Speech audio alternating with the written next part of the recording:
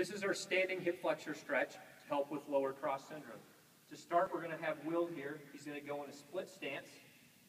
I'm going to have him engage through his core here, and I'm going to have him squeeze his buttock or his left glute muscle.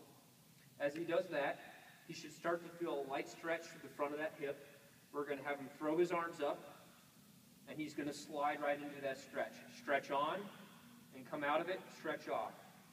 Stretch on, stretch off.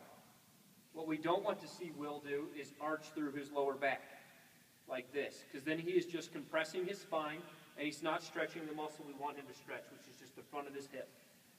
So once again, we want tight glutes, tight core, and we want him to move forward through this hip. Good. So if you happen to have issues with balance, or you're just not feeling the stretch, another progression we may have you do is go down to your knee. So he'll go onto his knee.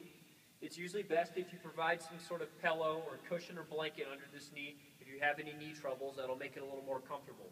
The same cues we just used, we're going to use. So he's going to squeeze his left glute here for me. He's going to squeeze through his core. He's going to brace through his stomach.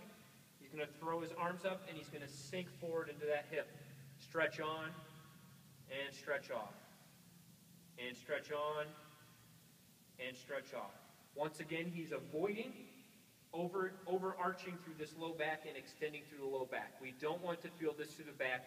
We don't want compression through the low back. We just want to stretch through the front of the hip, squeeze through the glutes, and squeeze through the core. I suggest you start with 2 sets of 10, and that's our hip flexor stretches.